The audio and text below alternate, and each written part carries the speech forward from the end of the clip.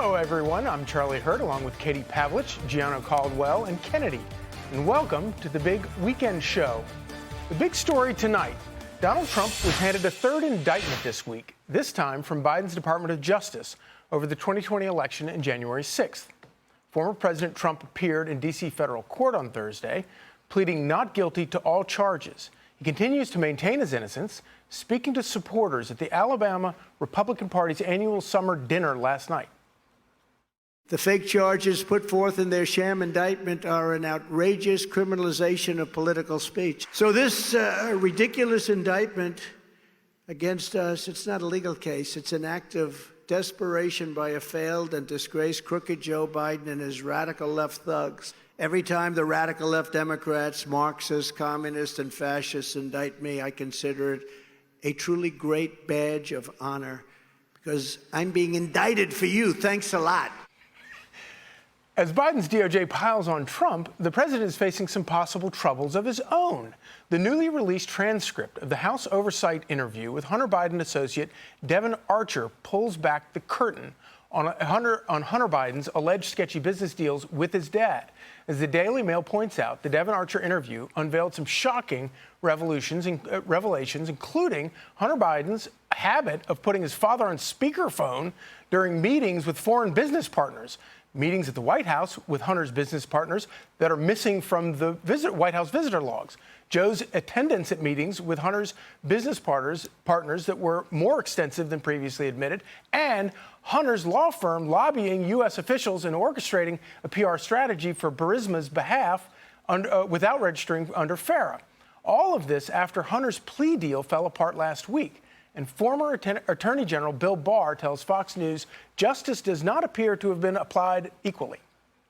I think no one should be madder than the people working on the January 6th case for the inept way, it appears, that the Hunter Biden case was handled. And an attorney general cannot walk away from this, can't say, well, that's being handled by this person and that's being handled by a former Trump person. The handling of the Hunter Biden case, which crystallizes this very deep-seated feeling that there's two standards. And here you are being aggressive against President Trump. I'm not saying that it's improper to bring the case, but I'm saying it's an aggressive move and versus, I think, very lenient treatment of Hunter Biden.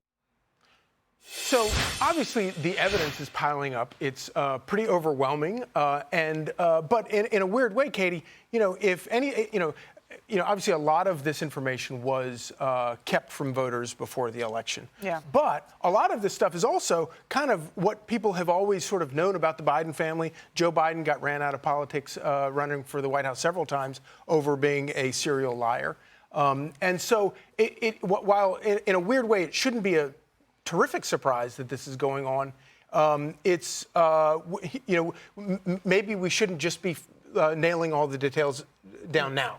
Yeah, this has been so obvious for years on end that this corruption was going on, and that Joe Biden was a business partner of Hunter Biden's. He wasn't just some associate who happened to be on speakerphone to talk about, quote, the weather. I think is very obvious on Monday, I believe it was, yes, when Devon Archer gave his testimony to the House Oversight Committee behind closed doors, that it did not go well for Democrats, the media, and their narrative when Congressman Dan Goldman, who of course is a protege of Adam Schiff, rushed to the cameras to try and explain why it was completely normal for Joe Biden to have been on speakerphone to talk about the weather with a number of Hunter's business partners, despite the fact that Joe Biden has maintained to this day that he has never discussed business with them. He had never met these people. There are photos of them. We've known this for years. But thinking of this on the broader scale of what this actually means, because people say, well, this is D.C. This happens all the time, right? But I was thinking about Ukraine, and when Joe Biden was vice president, his job was to rid Ukraine of corruption. That was the whole point. They were telling Ukraine they couldn't join NATO. They were worried about Russia, but they couldn't join NATO because there's too much corruption. Burisma was one of the most corrupt companies in Ukraine. And so while Joe Biden's supposed to be ridding companies like Burisma from corruption, the Biden family was engaged in it and being paid $80,000 a month through Hunter Biden. And you just think about this in the context now of Russia invading years later and what that means. Ukraine was kept out of NATO for corruption issues, and Joe Biden, who was supposed to be cleaning that problem up, was engaged in it heavily. And now there are consequences for that. Well, I guess if you're a coal miner, you're going to want to go to the coal mine to get coal. Right? So if you're the Biden family, I mean, of course you're going to be attracted to Ukraine. Gianno, Republicans obviously are incredibly frustrated by all this. They've been frustrated with politics for a long time. But it is kind of interesting to me that a lot of this stuff wouldn't be coming out right now in such explicit detail if Republicans hadn't won the House. Absolutely. And the work they've been able to do there and in the Senate. So, I mean, in a weird way, it does sort of show that, I mean, I guess elections do matter. Elections have consequences as well. And, you know, when I think about this whole story, how they look at Trump, and when Devon Archer was testifying, I was watching CNN and MS to see what they had to say. They had to say much of nothing. Right. There was a study that came out that showed that out of MSNBC and CNN, on that same day, they used Trump's name over 700 times. Devon Archer, less than 50. Right. I mean, that tells you where it is. It's become totally laughable, and Trump is clearly benefiting. The Onion did a post saying Trump campaign worry there might not be enough indictments to meet all their fundraising goals. I mean, this is where we have become. The media has no interest in a legitimate news story, which is the corruption, potential corruption of Joe Biden. They've been completely silent on it. And that silence to me is not only just a dereliction in their duty, but it is also complicity in the cover-up that we're seeing from the White House. So when we keep talking about these issues, we're talking about it on Fox News, some of these other networks, but no one else wants to talk about it. Now, mind you, if he would have been a governor in the state of Illinois, the FBI would have been on his tail, and everyone would have been talking about it. He would probably be in jail by now. So what you're saying this is the nature of politics as we know it. It is unfortunate where we are, but thank God for the House Republicans who are getting answers that the American people so desperately need. So what you're saying, it's good to own the FBI if you want to run. I mean, I would love that. I would love that. So one of the things, Kennedy, that just sort of kind of blows my mind is when you step back from all this, you have, as Katie pointed out, this corrupt company in a corrupt country that no normal person could find on a map, or at least I couldn't, however normal I may be. And they're sitting around trying to figure out, okay, how are we going to make this thing work? And what is their lucky ace up their sleeve?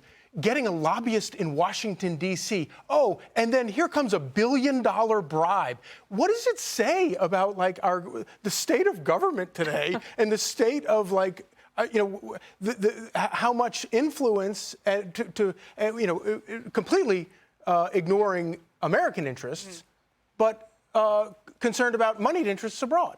Well, it seems like this whole thing has been sort of a long-term grift. And, if the vice president weren't at the helm of it, he was very lucky to have a bunch of family members who were more than willing to enrich themselves and many, many others to the tune of possibly $30 million in the Biden family. But yes, water runs downhill. So they were looking for that corruption of gravity to find ways where you had very rich authoritarians who desperately wanted access to the Obama-Biden White House, and they were willing to do whatever it took in order to keep the spigot on. And I honestly don't think that Hunter Biden was the mastermind here. I think that he was a pawn who was put in place, and given these relationships in places like Ukraine and China, and I think Uncle Jim, it appears, was doing the exact same thing. But the more this widens out, the more we see the grander scope, but also drill down on some of the details, it is very, very damning for this president because every denial he has made up to this point has been proven false. And that's been the problem with their strategy, is so much of that can be proven false. Everything from the relationships, talking to Hunter about his business dealings, but the laptop itself. Did they think that at some point some journalists weren't going to look into that? Did they think that the world wasn't populated by people like Miranda Devine who were going to go through it with a fine-tooth comb, not only authenticate it, but have these fruitful details that keep emerging? And the portrait that they paint is not just of a troubled stripper, stoop, and crackhead, but also a family that was on the take for decades. But doesn't it also show how corrupt, and how lazy the media is, but also how corrupt, a party can become when the media never asks any questions? But that's the point. That's the point. They assume that the media would never ask questions. Yeah. But And that the here's FBI the would do not inconvenient interested in truth. asking There are questions. other people in the media. There are independent journalists like Michael Schellenberger and Matt Taibbi, thank God, who are willing to drill down and take the primary sources and tell the truth. But here's the distinction, though, I think. And you too, Jono. I put you in that category. Thank you so much. Well, the interesting part to me is we got an impeachment that may happen. Right. And people, the American people, most of the mainstream does not cover this issue. I had a friend that came over during this time when Devon Archer was before the House. She's a liberal. She didn't know anything about this. She didn't even know about Joe Biden's 7th grandchild. So that's the thing. They're not covering it. And you know, when Joe Biden meets this grandchild, he may tell the mom, get her a W-2. She's a Biden now. We're about to make money with her. So this is where we've come now. People don't even have the flow and access to information because you got social media that is censoring this kind of information. They'll turn down your post, and they don't want it to be exposed. So, well, and the other media narrative now that we're hearing is that, well, the storyline may have changed in the goalposts on what Joe Biden knew or didn't know, even though he lied about it for years. It has changed, but there's nothing that proves he did anything wrong. And it's like, okay, so the WhatsApp message saying, I'm sitting here with my father and we want the money to be transferred immediately tonight.